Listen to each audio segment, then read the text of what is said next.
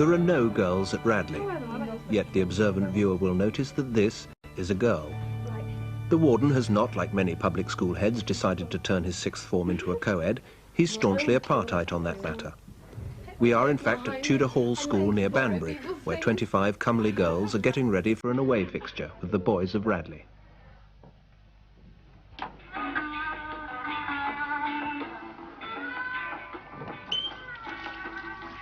There are about 2 such fixtures a term at the college. It begins at 7 and goes on to 11. And senior studies positively tingle to the tang of deodorant and aftershave as the members of Radley's junior common room, aged 17 and over, await with hearts aflutter their busload of blind dates.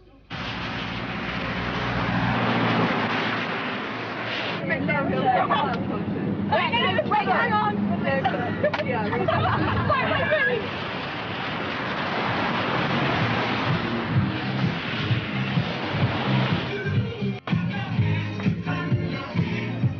They dance in a vaulted cellar under the main school building. Outside there are 60 acres of unlit playing fields, but once in here couples are not expected either to look at etchings in studies or examine the state of the pitches.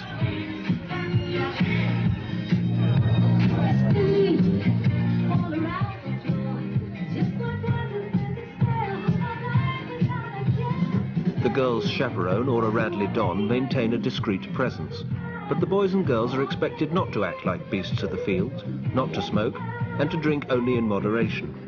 2 pints of bitter per boy is the limit on Saturdays, and 1 pint during the week.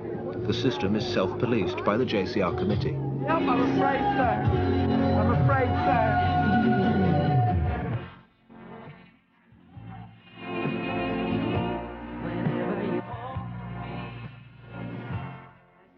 The public schools, including Radley, believe they have exorcised the spectre that has haunted them for generations: homosexuality. They've done this by coming to terms with the opposite sex, and by realizing that as boys will certainly be boys, it's better that they do it with girls rather than with other boys.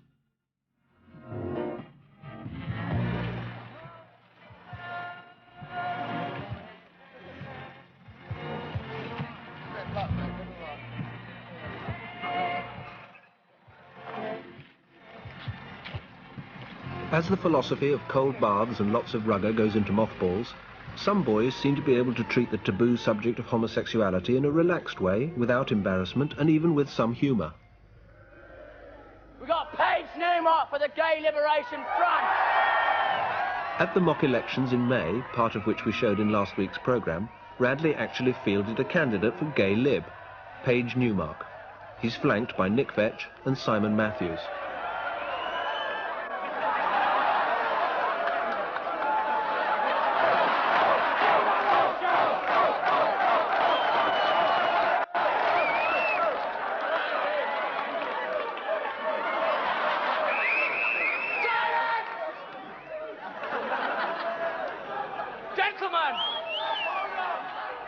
Gentlemen, before we start, can we get something straight between us before we start, gentlemen?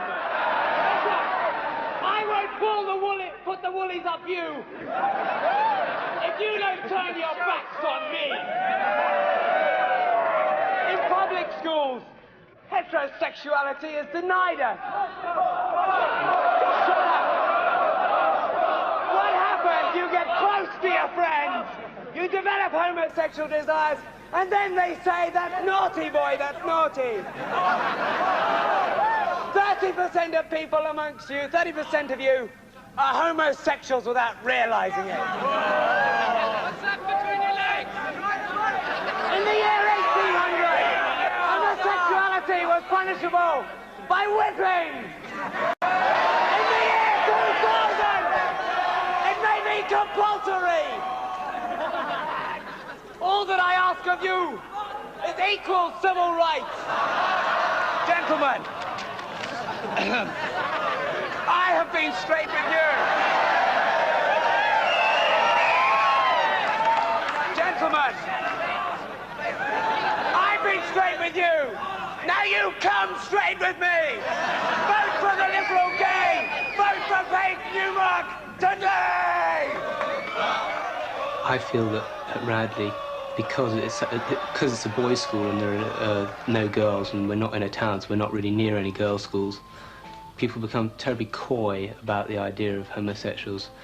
I mean, if you suggest that somebody's a homosexual, people can get very angry and emotive about the whole thing and hit out either verbally or physically because either they're afraid of it because they're latent or for some other reason. And I sort of felt that in sending it up that I'd be bringing it out into the open and making people admit that there's nothing wrong with being a homosexual, which I still feel is a sort of rather antiquated thing that people still feel around. It's a terribly sort of taboo subject, and really when you look at it rationally it seems stupid that it should be such, because like Paige says, around London or anywhere for that matter of fact, gay organisations, there's nothing new about it. You've got, you know, pop groups, everything, and it comes into more or less every sphere of our life in some way, and it does seem a bit sort of naive and a bit typical of a school such as this, that it should be sort of, you know, shut out because it's maybe a threat to college or something. As you know, public schools have got an image of the public school disease, which is homosexuality, and obviously they're very keen to protect their heterosexuality, and hence nobody's going to go around either advertising the fact that they are homosexual or even showing it at all, and so they spend their whole lives covering it up. On the floor, they want him right close up. Radley's annual school play was Romeo and Juliet. There being no girls available, it fell to a junior boy to act out the most romantic love scenes in the English language with an older boy. Just put yours next to it. Leave it there. Yeah, as I say, give me that hand. As soon as everybody knew, it was So let's have a question of, oh, how's the wife today, and that sort of question. Right. I assumed when Mr. Webb had chosen the play that he'd got things sorted out, so there wasn't going to be anything too intimate going on. And so I was fairly ready to accept. I mean, if he'd, you know, tried to make us do anything too intimate, I would have turned it down just flatly. And her beauty makes this vault a feasting presence full of light. Death. Lie thou there by a dead man interred. Oh, Juliet, why art thou yet so fair? Mr. Webb, the producer, called me up to his room. Then when he told me, I was very taken back by the whole thing. I sort of hardly got to sleep that night, and I was always thinking about it. Oh, great to get a major part in the play, but I didn't know about being a girl. It was sort of rather strange, I thought. The aspect of playing, doing a romance with another boy, I mean, it just didn't seem quite right, I didn't think. It still doesn't seem right. Here's to my love. Oh, true apothecary, thy drugs are quick. Thus, with a kiss, with the whole. I mean, obviously in the 50s, as in every other public school, there was obviously a lot of homosexuality in Radley. I mean, even when we first came here, some of us got quite a bit of trouble from older boys. But I'm sure now that it just doesn't happen. And because of the availability of girls and the fact that the three of us have girlfriends 3 miles away means that we get to see them. If we want to, we can see them 5 times a week. As house prefects, because we're bigger than the new boys who come, I mean, of course we all sit around saying, oh, isn't such and such pretty, or the new blonde boy who's just come into social hall. The public school system is ensured that it won't happen anymore because before, a prefect was almost, I mean, you think they could beat people here, what is it, 10 years ago? Well, I mean, that gives you a pretty free hand at 18, so to speak. You've got to admit that in a school, an all-male school, as Paige says, and obviously there's a limited amount of contact with women, you're bound to have a strong sexuality, and it's merely a sexuality, it's not a homosexuality. And most of them get out, perhaps 2 or 3 remain in, but you're never going to know about those. I think that the homosexuality theme, which has run through closed communities in boarding schools, is just something which is grossly overplayed. I really do think that the times have changed markedly, even in the last 10 years. I notice a difference in atmosphere. I ask myself why. And I think it's just that society has changed so much. The whole format of advertising has changed.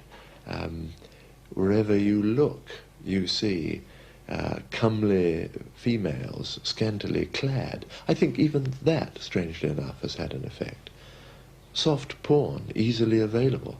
I'm not saying that I'm a great fan of soft porn, I'm not. But I think that in a strange, imperceptible way, all these things working together have made homosexuality a dead letter in most schools. I don't think I'm living in cloud cuckoo land now. Anyway, let's change subject slightly. Let's talk about women. What? Women. Who? Oh, sorry. You haven't got any here. No. Is that a big... Well, only in the biology books. And And the dirty magazine. Yeah, and the occasional smut magazine which turns up. That's, if you're an avid collector of them. Yeah. Okay. They just got quite a few. Gonna use my arms, gonna use my legs, gonna use my style, gonna use my sad self, gonna use my fingers, gonna use my imagination. Those boys who wish to display pin-ups in their studies have to observe a simple rule with regard to nudity. Boobs and bottoms may be bare, pudenda never.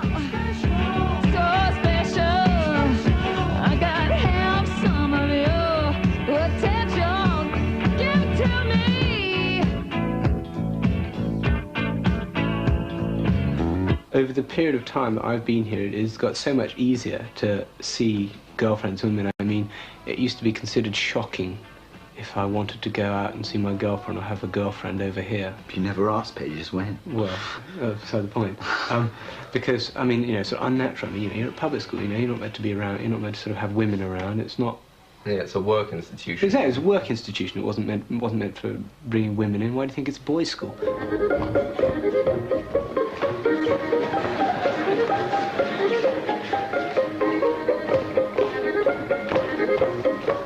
But when women do come in, they can be sure of an appreciative audience. A visit by a group of Norwegian girls in the summer was vastly enjoyed. Their display of national folk dancing drew hundreds of smouldering glances from a full house, although attendance was voluntary.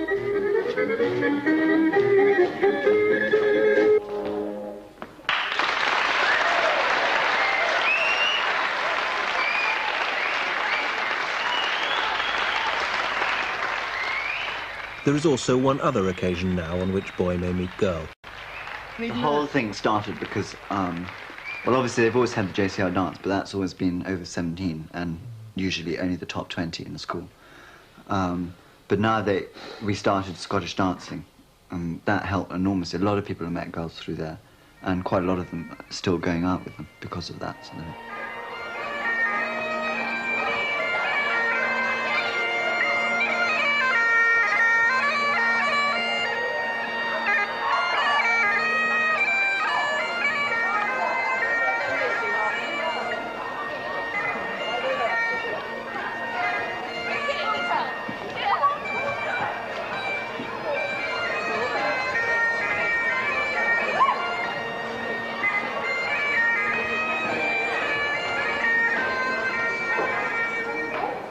So so many people, you know, especially when they're younger, most of us did it. You have a postal romance for 3 months, and then 3 months, 3 years, 3 years or whatever, and then when you actually get to meet the person properly, you spend a week with them. It's such a letdown. Exactly, you build that this really tremendous image through the letters. Oh, darling, I'm looking forward to seeing you. You get a letter back, oh, darling, I'm looking forward to seeing you, and it sort of builds up, and then sort of the end of the term comes, gaudy, day after. Take them out, and there they are. Sort of, it's sort of such a letdown because you forget all the bad things. Only the good things, anything that sort of keeps you going throughout the term. How about getting girls to stay here either officially or unofficially? Well, officially, it's officially, it's out. officially, it's out. Oh well, not in your own room. I mean, not in your own room. It's totally out. Yeah, officially, there. You know, if you have a dance, she can stay with the master. That's fine. And quite the masters, in all fairness to them, are usually very good about it. They'll sort of give you about a quarter of an hour after the dance. They don't expect you to sort of, the dance ends and sort of on with the chastity belt and rush off as fast as you can or something, you know. No, they're quite good about it, but unofficially. You know, everyone knows the penalties if you were to do it at your own risk. I mean, that's almost as heavy as, you know, homosexuality or something. It really is. If you're caught with a girl, especially sleeping or something else. No, I mean, I mean, it does happen, obviously. I mean, you can't, every dance, you can't say everyone, so it goes off quietly to back to bed or whatever. So their own bed. Their own bed. But people are very subtle about it, if it does happen. And usually, the rule is, you know, all the JCR dances either are confined to ground floors. It means you can go out to the pitches and do what you like. Ground floors. Sort of thing. Okay, fine, but I mean, you know, if you're cooped up in here for 3 weeks... If the devil finds work for idle hands, in theory there ought to be very little hell-raising of an unhealthy sexual kind at this school, where they still preach the old-fashioned virtues of a healthy mind in a healthy body. For instance, I mean, let's say one plays rugby, well, that not only releases one's aggressive instincts, but I'm sure in a sort of indirect way it releases one's sexual instincts in the same manner. Because until you're 16 here, it is compulsory. In fact, it's always compulsory for you to play a game, but you have to play one of the major games here until you're 16. After that, you still have to play a game. Well, that's not only to stop you getting all fat, which I don't really think they're very you know, concerned about. I think they're really more concerned about the fact that you get rid of your energy, so you don't sort of have this pent-up feeling when you go to bed and sort of think, oh God, you know, I wouldn't mind a bit of nookie now. You know, you go off and have a wank or whatever. Instead, as Paige does often. I mean, because just about every single person here, has wanks the whole, well, not the whole time, but everybody wanks. Exactly. Yes. Everybody wanks here. Nobody really has any qualms about talking about it. I mean, you know, I had a wank last night or whatever. God, shattered this morning. You shouldn't have had a wank last night, should you? Sort of idea. And really, everybody can go on about it. And I mean, there's not an embarrassing subject or taboo in any way like that. Yeah, I think it's almost sort of psychosomatic, you know, you come back to you sort of come back to Radley, and it's, you know, girls at weekends, that's just about it. Whereas in the holidays, you just don't think about it, you know, holidays you already just smashed every evening. I was like, oh, you just go to bed and, you know, you might be with a girl anyway. But it's totally different. Holidays sort of non-existent. Whereas you come back here, and like I said, it's almost a psychosomatic, you know, it's back to Radley, back to the work, back to the wanking. No, I think that's... Yeah, I mean, obviously the fact that we have girlfriends obviously cuts the rate down, but I mean, there's some people who don't see a girl from beginning of term to the end of term, so obviously... It does seem a bit stupid though, that next we're all coming very much to the sort of height of our sexuality around about 18, aren't we? And it's all, you know, mostly in the most suppressed time of our lives as far as things like that go. Yeah, but I mean, they can't have... You know, it's all the whole thing about reputation. You know, if a whole load of girls come here and go away pregnant, it doesn't do the school. So it's going to get pregnant. Stuff. Yeah, you just...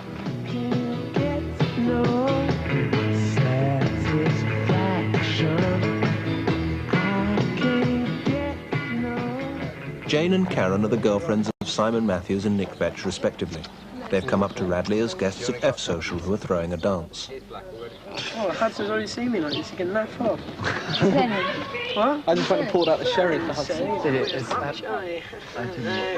A lot of the boys don't yet have regular girlfriends. For them, partners are bussed in from neighbouring independent girls' boarding schools. Queen Anne's Caversham, Tudor Hall Banbury, St Mary's Wantage or Wickham Abbey. Oh my God. Settle on the glass. It's always a tense moment when the door opens and the boys have a first glimpse of what's on offer. Don't forget the 11:15. Okay. Or your coat will turn into a turnip or some pumpkin on it.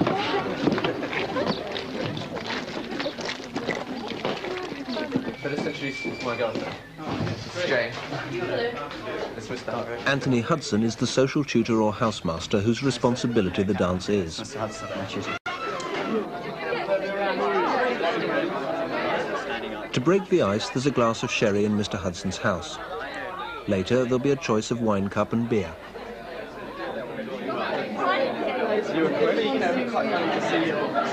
I'm doing biology, physics and chemistry. For about a week I have to sit down and get on with them. It's got all red, you see. It's in the sun.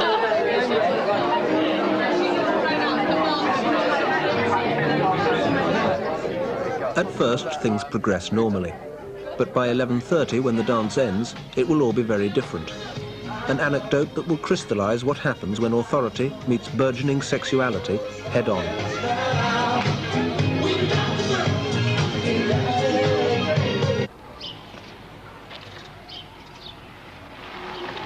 The trouble begins when Page Newmark cuts a dash by driving in from a weekend at home with his sister and girlfriend Anthea in his own car.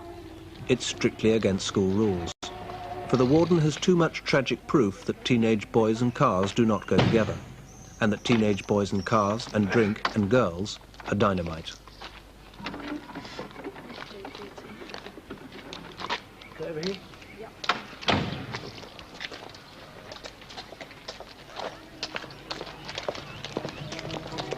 Soon after Page Newmark arrived at F Social, Mr. Hudson was told about the breach of school rules, but he decided not to say anything for the moment.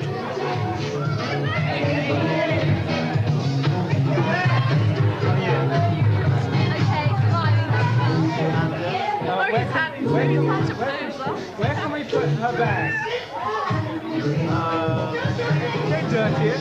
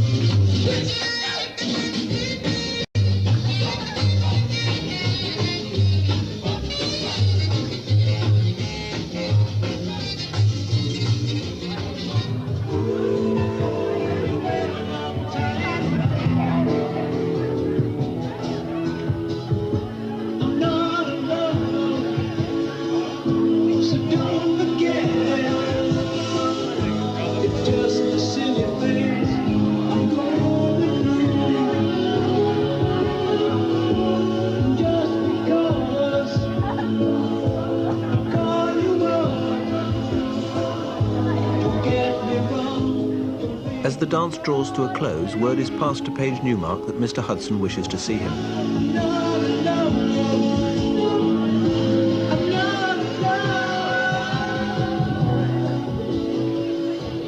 I'm afraid we've got to finish here this evening. We're going to finish with American Pie for Rusty and Mike.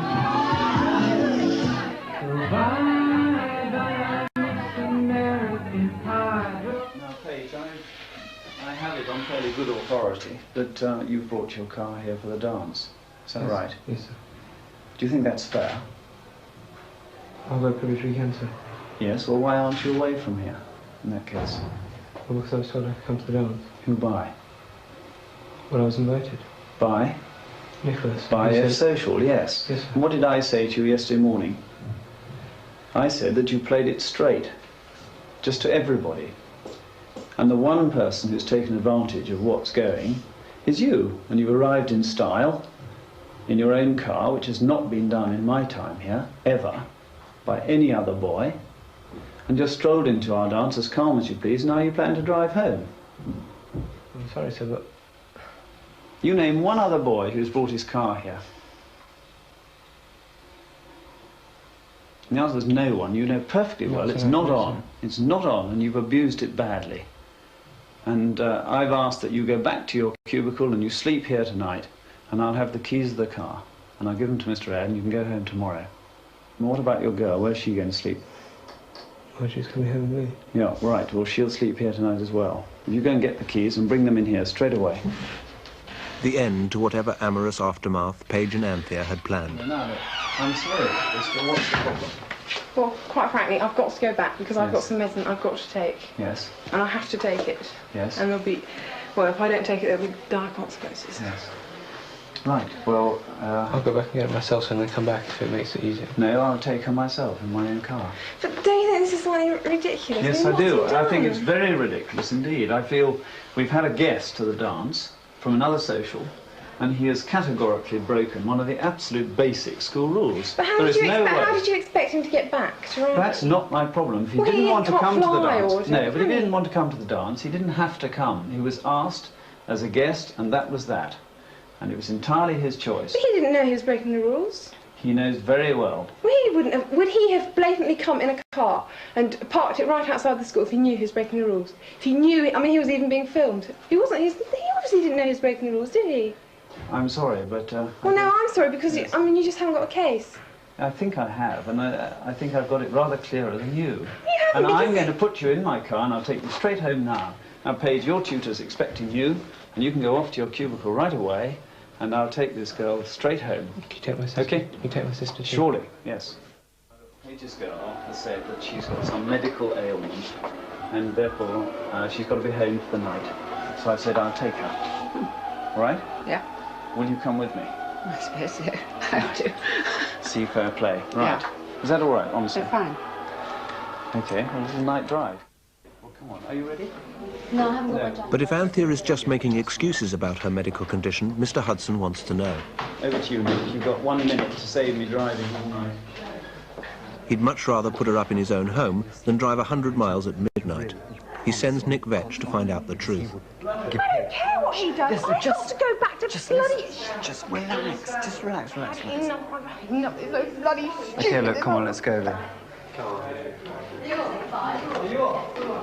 Listen, the only thing I want to ask you is, you're not... I mean, I don't care if he drives all that far. What? Listen, let's just go. I don't care if he drives that far, but the point is, if you aren't, and if you can prove that, Paige will get absolute shit. Please don't get annoyed with me. I have got to get this. Okay, if it's 100%, fine. Of course it is. Right, okay, that's all I want to know. That's fine, no problem. Okay, relax. Okay? If he starts prying into my medical affairs, he can... No, he won't. As long as it's 100%, that's okay. None of it is any of his business. I know, Shane, but I mean, just think of Paige, okay? I do think of Paige. Right, That's why I'm standing okay. and banging my head off in for him. Okay, well, you won't help. Just He's got no leg to stand on. I'm not going to argue about that. Well, can't you? I mean, you should You're the only realise one it. that could do it. I have tried, you know. Guy's made of stone. I think once he's got his back up, that's it. Don't you? Well, that's why I don't want you to make it worse, okay? I'm not doing anything. Okay, please, just relax. And if it is medical, then I don't want to know anything. I just go 100%, okay? And just go back. And if you want to help, Paige, would he park outside the bloody school if he knew he was breaking the rules? listen, I can't argue with you. No, would he? I mean, come on, would he? Just be honest. I don't know. Oh, come on. No, I suppose not. I don't know. Whose side are you on, anyway? Come on, you know that.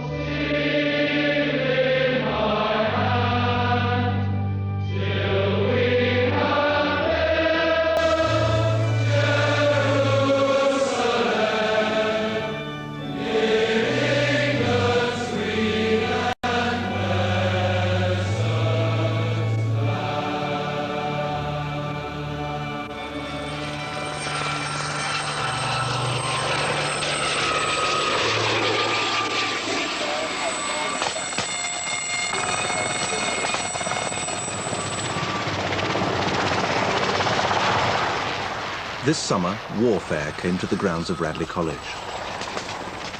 The snap, crackle and pop of blank ammunition and coloured smoke canisters was the Army's contribution to Services Day, an event whose purpose is, quite simply, to recruit, not only from Radley, but from any schools in the area who could make the journey. But catching them young has always been a successful ploy of the armed forces.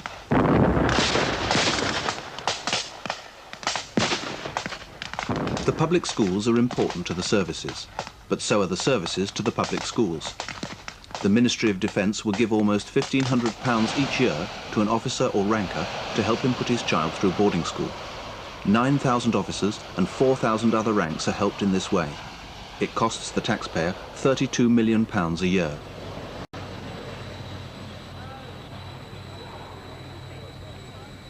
The relationship is nicely illustrated at Radley College, where 47 of the 600 fathers are serving or former officers, and from where 1 in 14 Radleyans go on to one of the 3 services.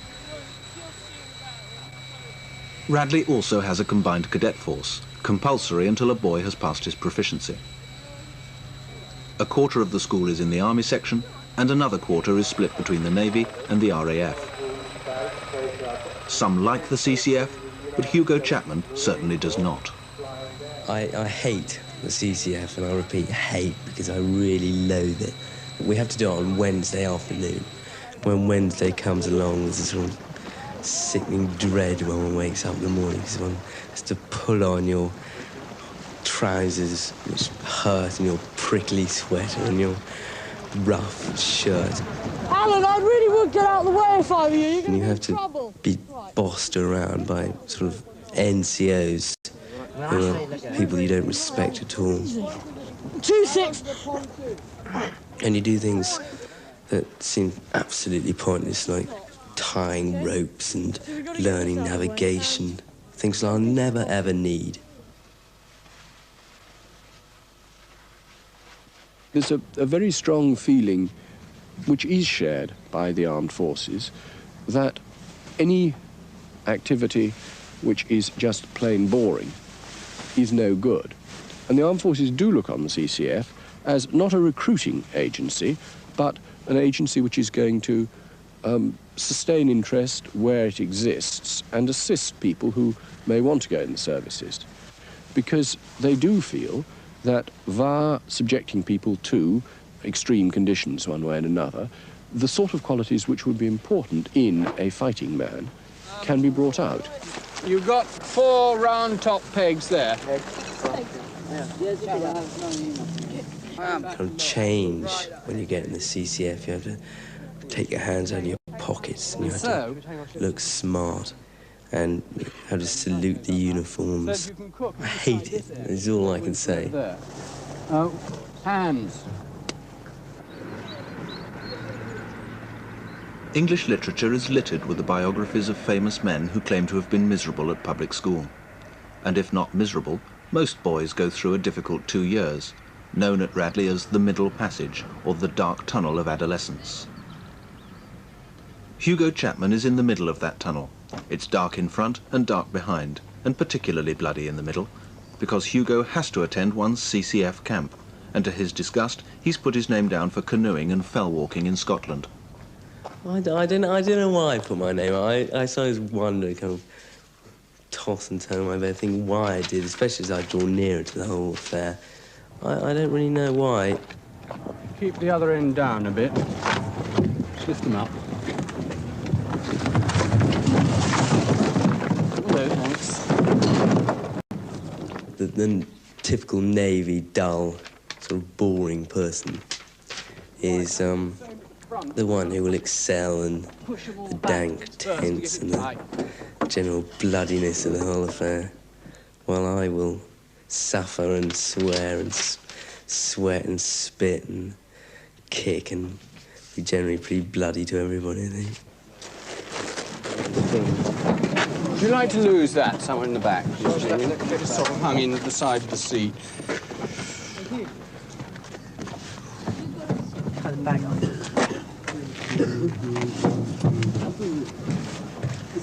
Harder. No, don't hang on to the handle. If you hang on to the handle, the door will never shut. Who has moved the car key? seen it. Oh, that's right, I found it.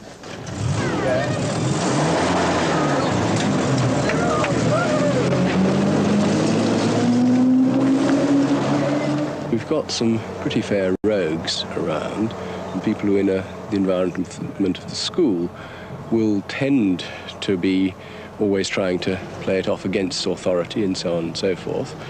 And one never quite knows what's going to happen when you get those sort of people out in the wilds. On the other hand, if it works right, very often they produce the best company and the most lively sort of party, and the party which gets stuck into its hills and its canoes more than those who are less spirited and less anti-establishment.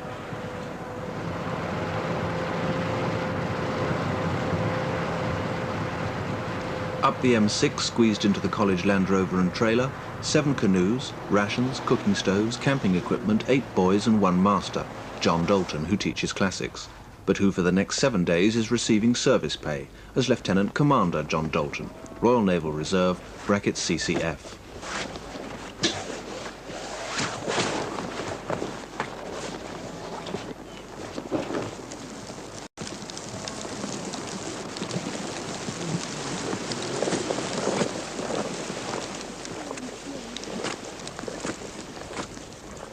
They pitched camp on the banks of Loch Tay in Perthshire.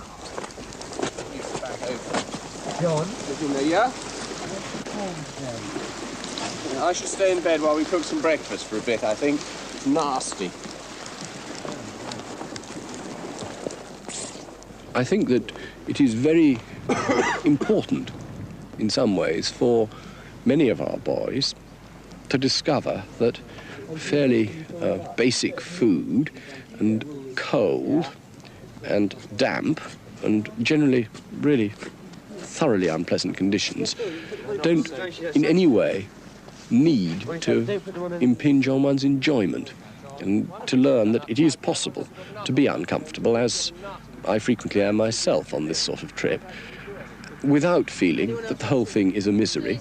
And many boys who come to Radley are the sort of people who live pretty sheltered lives in pretty comfortable areas and who don't know this. And if we can help them to discover this, then we may have taught them something which enables them one way or another to get more fun out of life in ways that they would never have dreamt possible.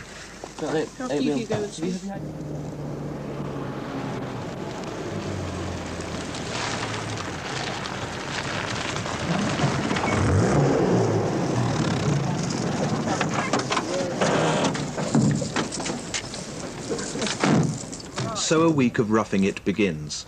7 days in Scotland that might prove the making or the breaking of Hugo Chapman. Now, the general aim... Oh, you've all got out.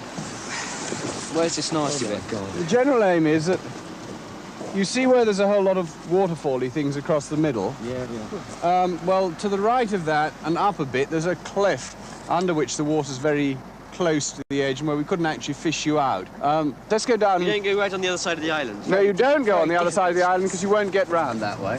So let's we're go down... left-hand side when you're canoe? So it's left-hand side all the way. Yeah, let's go down and start over up at the top and walk down. Right-hand side all the way? No, it's left-hand side as you're going downhill.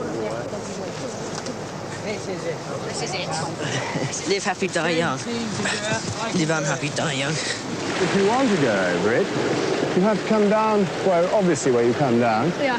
And then... There's a lot of self-discipline is required, and one is asking people to do things which are, in many cases, very frightening for them. Particularly canoeing down rapids is a very frightening experience for those who haven't done any before.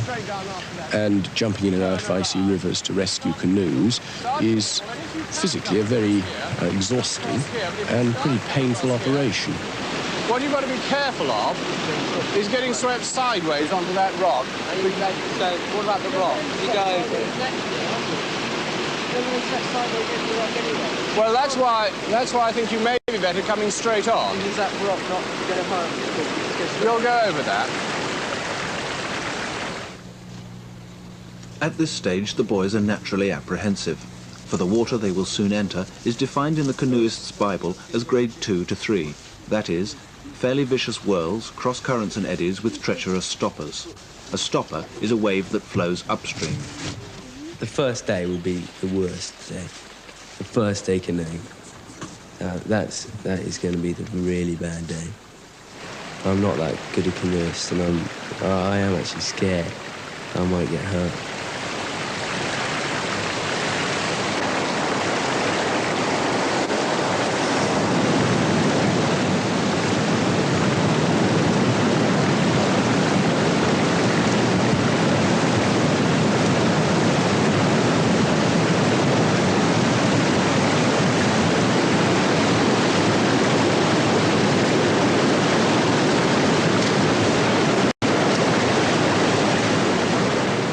Now it's Hugo Chapman's turn.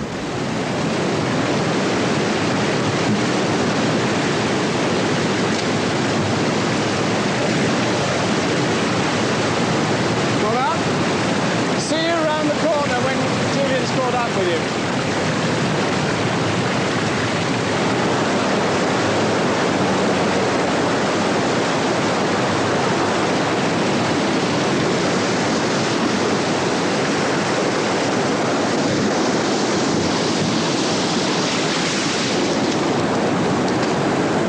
Hugo is about to come face to face with his coldest and wettest fears.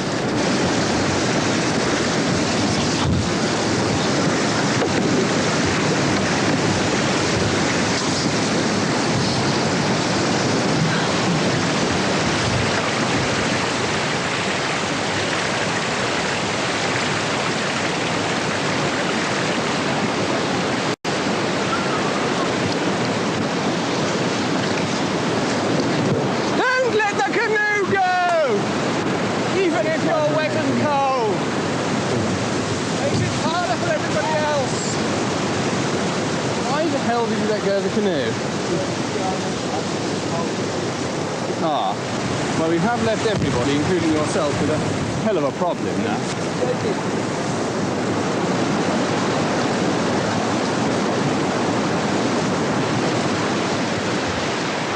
You'll probably be able to walk there, particularly if you come down this way. It may be a bit deep. Anyway, get that rope on there, and we'll see what we can do. Bad luck. Well, if you get swept past, come into the edge again. I shouldn't go into the middle before you have to. Keep to the right a bit.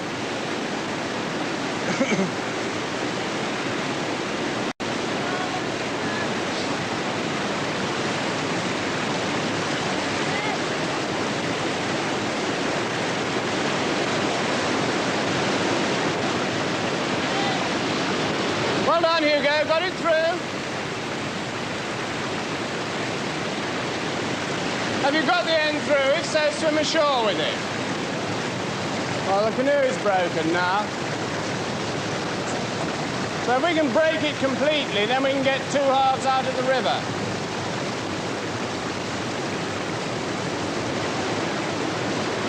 Well, the alternative would be to take him round the other way, pull the bows round since it's snapped.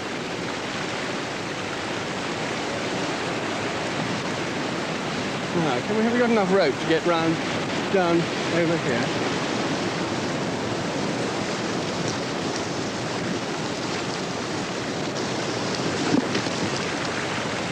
Yeah.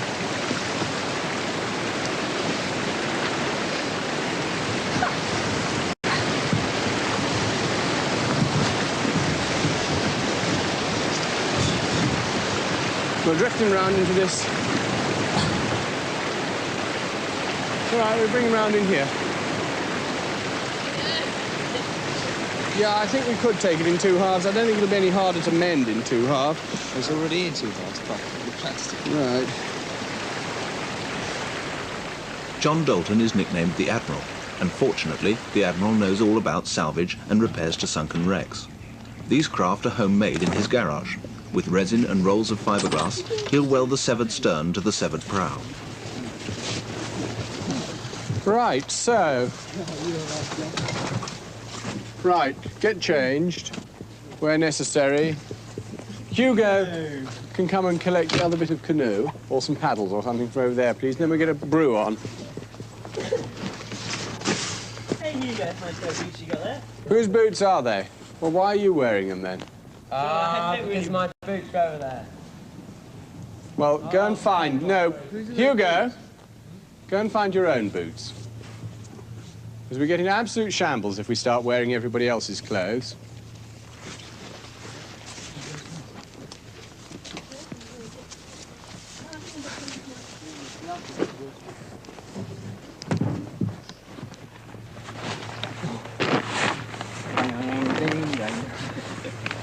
Well, look, Bunny.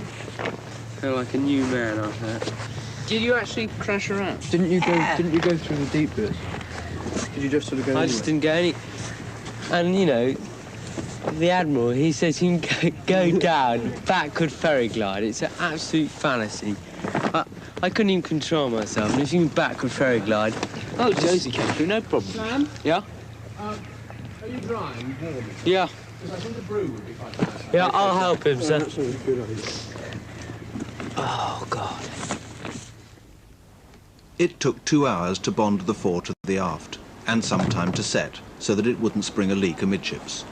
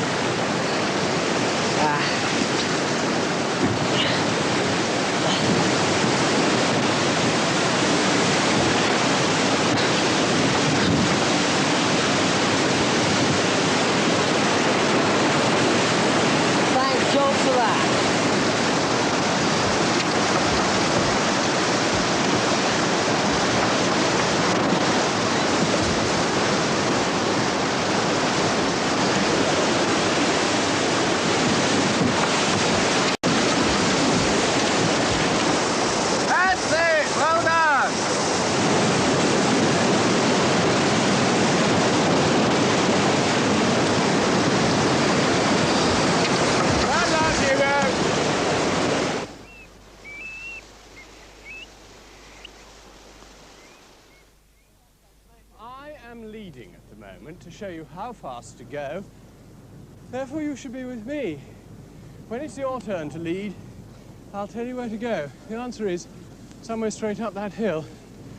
And you, predictably, are going, or trying to go, far, far too fast, as you would just kill yourself. Left, right, left, right, left, right is about the right speed.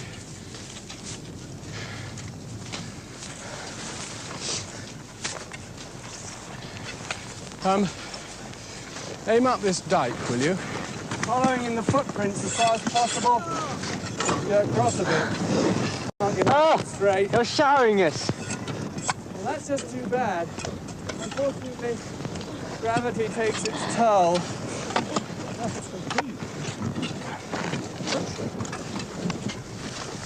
The second part of the week they spent at an approximate angle of 45 degrees on the fells not far from Balquhidder, in the lovely Rob Roy country around Ben Cruachan, which in Gaelic means the mountain like a haystack.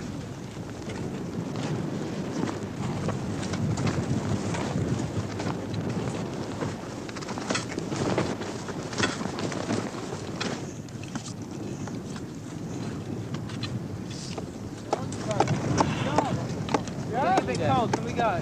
Can we not stay for more than a second up here? It's so fabulous, so you really don't want to just immediately dash off it. It's a real bit of fun, I tell you. The bucky's down. Don't know about that, but it's It's a bit chilly up here. Right, here we are then. Try getting in focus. That helps a bit. Whoa! I've got a superb picture of you, which is absolutely nothing at all, except about that much of a hat. Really? Yeah. We were about a mile pissing about, you know. A paper if you want any, but I shouldn't buy too many. Is that me? We had to put a complete sequence in, didn't we? You know. Hugo looking brave.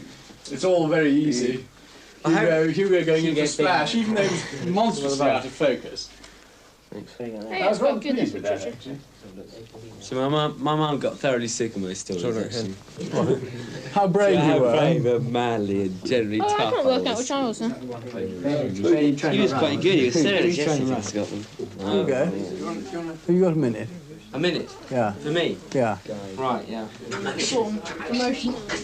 This invitation to a heart-to-heart has arisen because Hugo's mother has written a worried letter to the warden, setting out how difficult Hugo has become at home.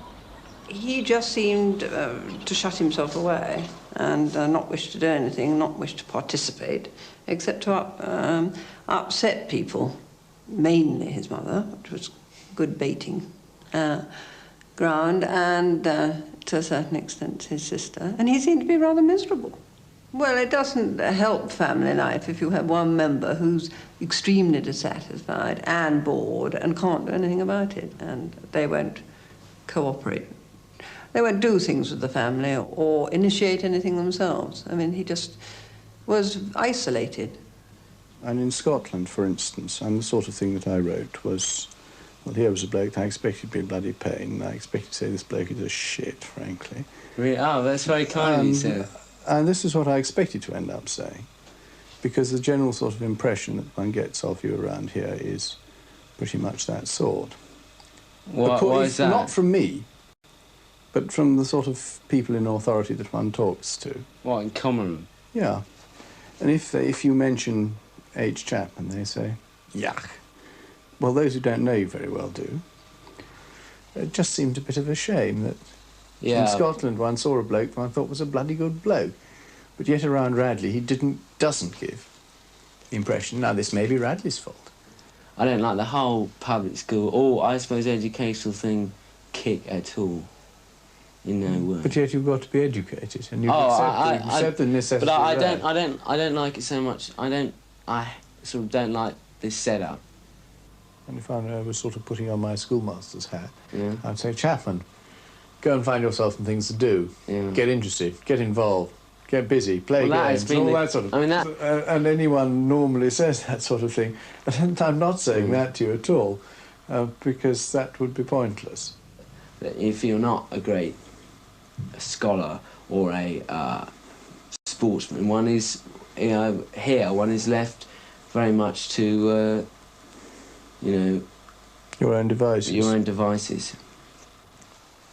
Yes. And that's probably why Common Room doesn't like me, or some members of Common Room don't like me, or the HPs probably don't like me, because I do not like being pushed around, which is something one has to live with if one is to survive at public school. The thing is that I want to get away from school, and then when I'm at home, I want to get away from home, which is so I'm almost going to go back to school. The holidays become. For me, I don't mind them because I'm perfectly happy, being bloody minded to your mum, to my mum or anybody else. But it's not a very charitable way of living. Yeah, right. And I become bloody bored all day, every day, relieved by nothing. I hate being nagged at, and my mum's a great nagger. And so it's a sort of, that the whole thing. I mean, it obviously leads to a lot of friction. I mean, getting nagged at all the time and not doing it. Which must make holidays pretty miserable. It makes it miserable for her a lot more than it does for me. There's nothing that can be done. Either here, I don't think nothing can be done here, or at home. I mean, I don't know why she wrote to Dennis. Well, presumably because she was very upset. Just she's sort of frustrated by the whole situation and the fact that I just refuse to do things that she sees as, vital for family happiness. Family happiness. So, in effect, because you're there and they argue about you, you're not helping them as far as they're concerned in their relationship to each other. No, I mean, that is it. Which is a very sad thing, actually. Yeah. Indeed. Yeah. Well, I mean, one obvious way is for you to make sure that you have as many things to do to take you out of the house in the holidays, because, and in many ways, presumably, if you sort of sit back and think about it, you feel, not in your stroppy moments when you're having an argument with your mum, but if you think about it, you feel, well, gosh, here am I, and I'm responsible in some way for upsetting things here. Would it be helpful if Dennis or your tutor or somebody suggested to your parents they do let you shoot off in the holidays for some substantial period of time? Yeah, I would like that a lot. I mean, coming from Dennis, because, I mean, my parents, sort of Dennis had cut off right hand, they probably did, so that would be fine, coming from him, if he felt that was all right. Well, look, Hugo, if you'd like, I will motivate the Great White Chief to write a suitable letter. Well, I'm rather glad I didn't have to see this great man himself, actually, because I was dreading that. Yeah, it was inevitable, I think, that she'd write. She's a great one for writing, all that. In any case, we will see what we can do, and we will report back, as they say. Right. I hope he writes a nice letter. He will do. He's very good at writing letters. Alex, yep. Where are you going? It would be presumptuous to say that Hugo Chapman is any further out of the dark tunnel of adolescence. But a year has passed, and in that time Hugo has roused himself to pass 8 O-levels and win a drama competition. And a flurry of letters between parents and school did result in his getting a job on a building site in Hitchin in the holidays, where he lived in digs with what he calls ordinary people. But he still feels cut off, in a middle-class home and in a middle-class school. I haven't changed my outlook towards Radley at all. I just now know I have to spend my time here. I think what gave them that thing was that I got good A-level results and I did well there. I think I didn't do that because I was a reformed character. I did that because I wanted to get good A-level results. Nothing really to do with the fact that I had a better outlook on Radley or anything of that sort. I think people who here tend to forget that they'll be branded for the rest of life as a public school boy. Yeah, I think that's one of the main things I don't like. I don't like being involved with something I despise and think should be stopped. I wish I could go somewhere where I could meet different people with different views, different backgrounds, and they had different ideas about things. The whole idea of Radley is to mould you into a sort of person that they like. I mean, I want to develop and not be developed by other people.